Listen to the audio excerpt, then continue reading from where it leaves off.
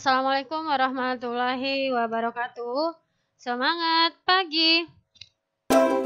Apa kabar ya semua? Insya Allah masih dalam kondisi yang sehat walafiat ya, meskipun kita bertemu dalam jarak jauh.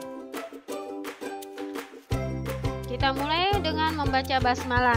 Bismillahirrahmanirrahim. Materi kita bab 2 tentang sistem perkembangbiakan tumbuhan dan hewan dengan subbab perkembangan generatif pada tumbuhan amniosperma. Materi kita ini dalam Quran surat Al-Hijr ayat 22. Allah sudah menerangkan dengan jelas. Yang akan kita pelajari ada 4 hal. Yang pertama bagian bunga, penyerbukan, pembuahan, dan penyebaran biji. Masuk bagian pertama ya. Bunga dibagi menjadi 2, bunga tak sempurna dan bunga sempurna. Bunga sempurna, bagian-bagiannya ada kepala putik, tangkai putik, dasar putik. Ini adalah alat kelamin betina. Kemudian ada kepala sari, tangkai sari. Ini adalah alat kelamin jantan. Kemudian ada kelopak bunga.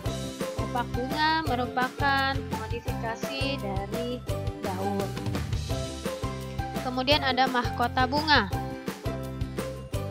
Cirinya memiliki warna yang cerah, fungsinya untuk menarik perhatian serangga dan melindungi organ reproduksi. Kemudian ada bakal biji. Kemudian ada tangkai bunga. Perbedaan bunga sempurna dan tak sempurna. Pada bunga sempurna memiliki 2 alat kelamin pada satu bunga, sedangkan bunga tidak sempurna alat kelaminnya hanya 1. Bisa jantan saja atau betina saja. Alat perkembangbiakan pada reproduksi generatif adalah bunga. Diawali dengan proses penyerbukan, kemudian dengan proses pembuahan.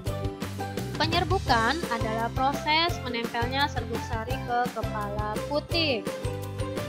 Dapat dibantu oleh perantara yaitu angin, serangga, burung, kelelawar, dan manusia. Ini adalah dengan bantuan angin atau anemogami.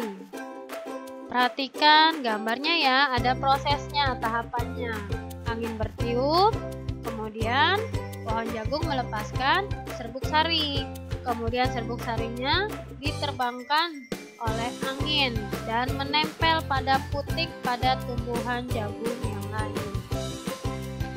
Ini dengan bantuan lebah atau serangga disebut entomogami. Ini dengan bantuan burung disebut dengan oritogami. Ini dengan bantuan kelelawar. Cirinya menghasilkan nektar, warna menarik, menghasilkan bau, dan mekar pada malam hari. Ya, kita tahu kelelawar itu kan adanya pada malam hari. Jadi, bunganya juga harus mekar pada malam hari. Ini dengan bantuan manusia atau disebut antropogami. Jenis-jenis penyerbukan dibagi menjadi 4. Penyerbukan sendiri, penyerbukan tetangga, penyerbukan silang, dan bastar. Untuk penyerbukan sendiri terjadi pada satu bunga itu sendiri. Sedangkan penyerbukan tetangga, bunganya berbeda tetapi masih pada satu pohon.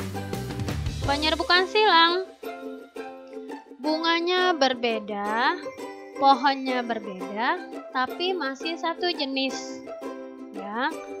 Kemudian penyerbukan bastar, serbuk sari dan putik berasal dari pohon yang berbeda, bunganya berbeda, tidak sejenis tapi masih satu famili. Contohnya cabai merah dan cabai rawit. Perhatikan gambar. Penyerbukan sendiri yang nomor 1 ya. Lihat panahnya. Jadi dia terjadi pada satu bunga. Penyerbukan tetangga ya, jadi terjadi pada 2 bunga. Tapi masih satu pohon.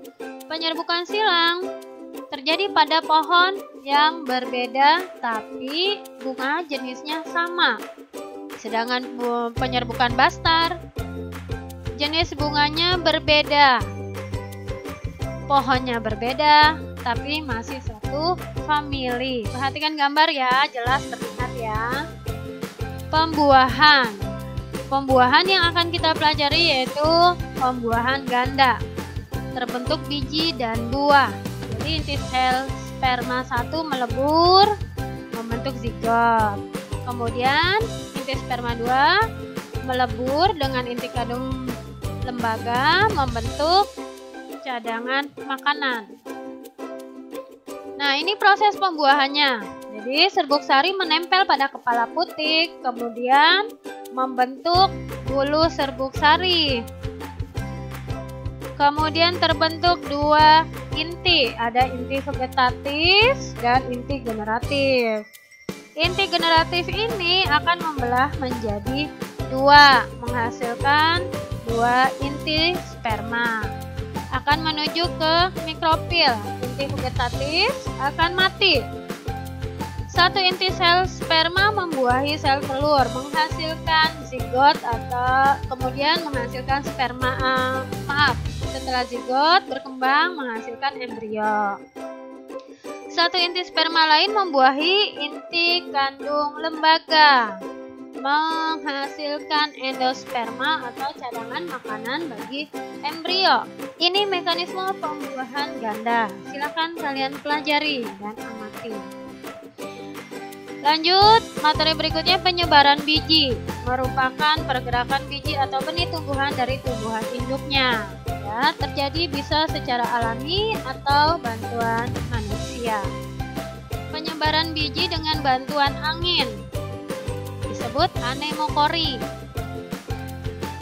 Dengan bantuan air, hidrokori. Dengan bantuan hewan, zookori. Dengan bantuan hewan ini dibagi-bagi lagi, tergantung dari jenis hewannya. Ada serangga, kelelawar, burung, dan mamalia. Dengan bantuan manusia disebut antropokori. Bisa sengaja atau tidak sengaja.